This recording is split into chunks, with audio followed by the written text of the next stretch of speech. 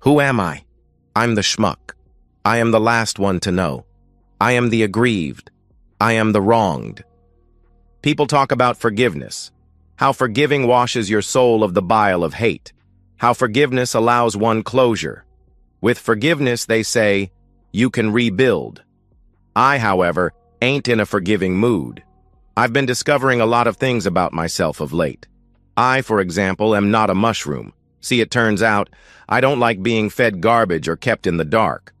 Or that new age corporate crap, la la la, we must all go along to get along. Balderdash.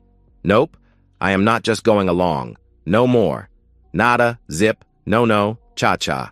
Nor am I going to get along. I am certain I can't get past this.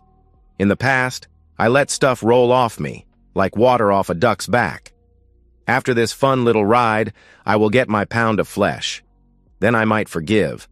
I wouldn't advise you to go to Vegas and bet the rent money on it. As to moving on. That's easy to say, mind you. Not so easy extracting yourself from your whole life. How can you minimize your own suffering? From where I sit, that seems to be quite the trick. I'm 5'8". I carry more than a few extra pounds. I've never been thin. I was never an athlete. I'm equipped with broad shoulders and a barrel chest. I would have made a mean center linebacker with my build.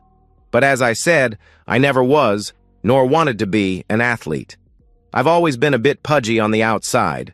Women have never drooled over me. At best, a gal might say I'm cute. I'm not cute, by the way. However, on the inside, there is nothing pudgy about me. I have deep wells of determination, endurance, and strength that carry me on long after most would abandon their efforts. It is my superpower. I don't give up, and I don't quit. Now a little about what motivates me. Justice. As far as I can see, I am owed for all that I lost. I had it. Poof. Now it's gone and he has it. I'd call that theft. Then there is the little fact that I really don't like to lose. Please allow me to rephrase that. If I give even the very smallest of a darn about something, then I hate to lose. I mean, I really hate to lose. Over the years, I have found that there are not a whole lot of lines I will not cross. Not to lose something I do give a darn about. Like I said, I really don't like to lose. So, I want some good old-fashioned justice. I'd like to go all Old Testament on the jerk's rear. I don't think that's too much to ask. As a reasoned, rational response to such a massive betrayal at my dear wife's hand, I have no problem seeing bridges burnt.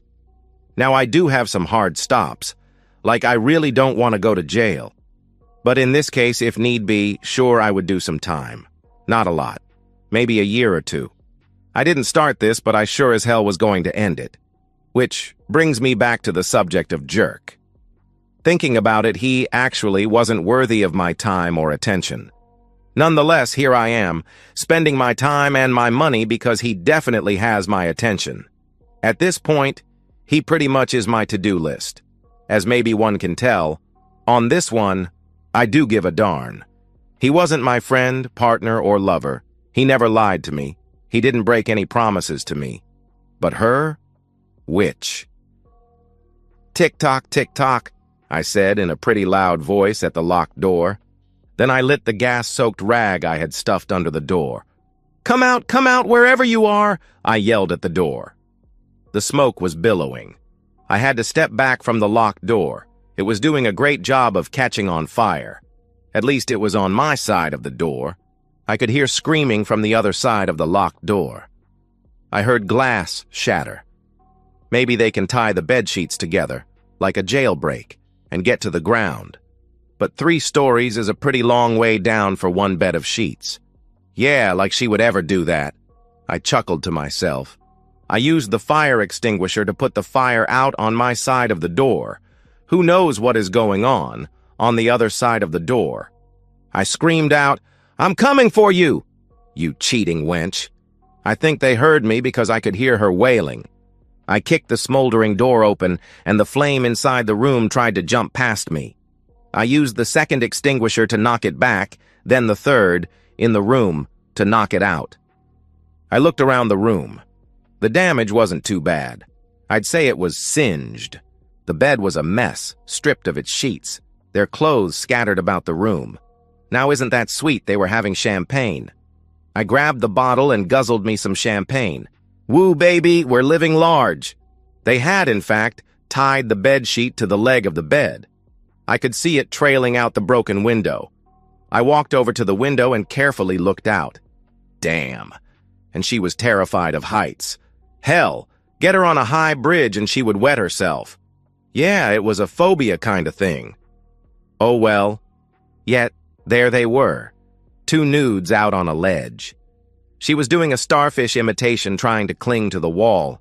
The bedsheets fluttered in the wind, just out of their reach. She was screaming bloody murder. He didn't look too good either. They were standing on the 6-foot, well, maybe 5-foot, decorative ledge 2 stories up over the driveway. No access. That was about the time the news helicopter showed up. It pays to plan. I had called Channel 12. It's the Fox affiliate in town. They had an old-fashioned local TV news outlook. If it bleeds, it leads. I came close. Fire in a flammable historic mansion turned bed and breakfast that was always booked months in advance. Strangely, the TV in the room was turned on to Channel 12, so standing in the smoldering, smoke-filled room, I could watch my frantic wife trying to hide her nudity from the chopper's spotlight while staying on the 4.5-inch ledge, being whipped by the rotor wash of the helicopter. It made for pretty entertaining TV. Well, at least for me. The fire department is arriving, a time I will be getting along. While the fire department was focused on my wife and her lover, I grabbed her lover's pants. I pulled out his car's key fob and wallet, stuffed them in my pants, then slipped out the door and headed down the back stairs. It was kind of weird to be gently descending in the ancient stairwell, listening to only the noise of my feet hitting every other tread, as insanity raged just mere meters from where I was. I reached the bottom of the stairs and then headed out the kitchen door. Once outside, I called her parents. I found her. She's at the old Miller bed and breakfast. I think she is trying to jump. Turn on Channel 12. I hung up before her father could say anything. I watched as a hook and ladder truck arrive and was moving into position. I saw 3 more helicopters circling trying to get great TV. I took her lover's car key fob and started pushing its button. It was a high-dollar Mercedes that clicked and beeped. I climbed in and drove away. Man, this is a nice ride. I drove home and parked that sweet ride inside my garage. I started going through the glove box. Nothing too interesting. Now, in the trunk was his work computer, with his notebook containing his passwords. The idiot was clearly old school. I took the laptop into my office and started looking to see what I could find. I struck gold in his emails. It sure was looking like he was not on the up and up. But who am I to say? I'm not an accountant, but it sure looked like he was running 2 sets of books for his company. As I said, I couldn't really make heads or tails, so I forward all the files to the IRS and the board of directors of his company. Then there were the beautiful shots of my wife, and then selfies that he took while being intimate with her. I texted those files to my wife's PTA, our church's bishop, and her high and mighty friends at the country club. Then I sent them to her sister, mom, and dad, and her old grandmother. She was pushing 95, and her grandfather, who passed a couple of years ago, was an old-time hellfire and brimstone preacher. I wondered how she would take her granddaughter's adult films. I know some folks would ask why I would out myself as a humiliated husband. Well, I wasn't crazy. The TV outed my status, so... Wow. He has all his credit cards locked and loaded in his laptop. I always wanted to get a really nifty adult account or 30. Let's see. It had been a big day. I was tired.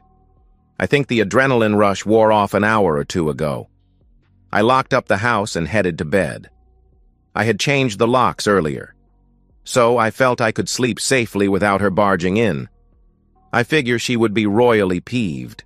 Knowing her, she was going to want to kill me.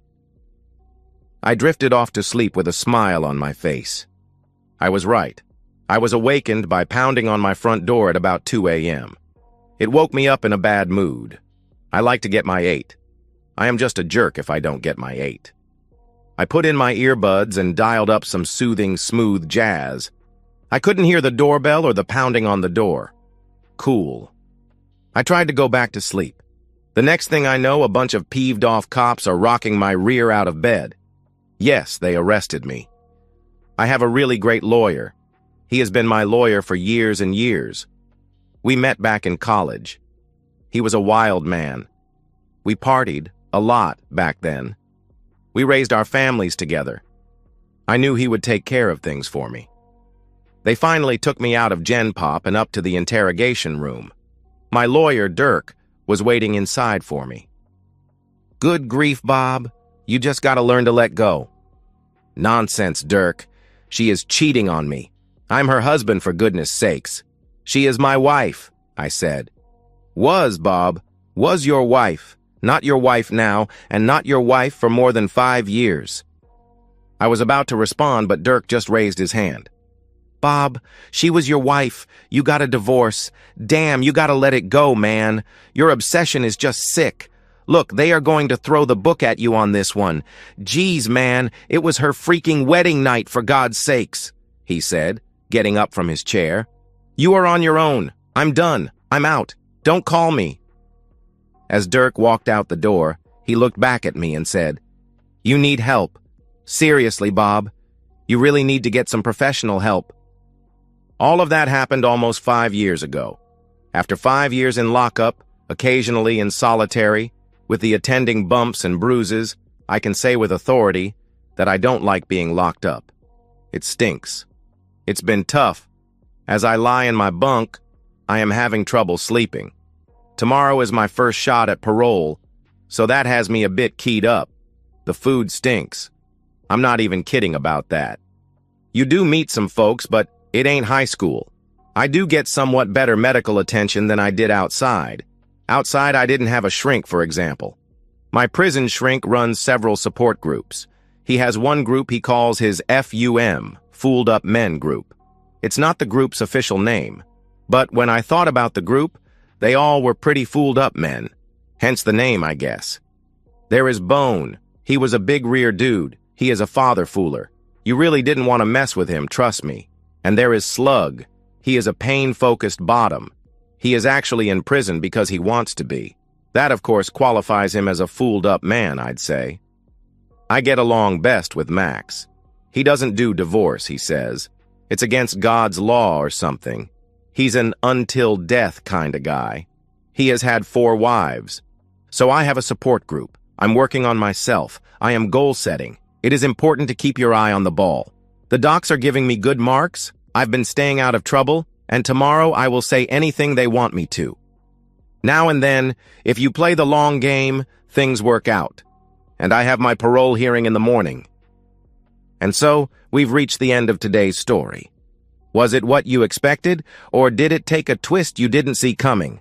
I'm curious to hear your thoughts. Share them in the comments below, and let's get a conversation going. If this story kept you hooked, make sure to hit that like button. And if you're new here or just haven't subscribed yet, now's the perfect time to join our community. I bring you fresh, captivating stories every day, so click that subscribe button and turn on notifications so you never miss out. Thanks for watching, and I'll see you in the next one.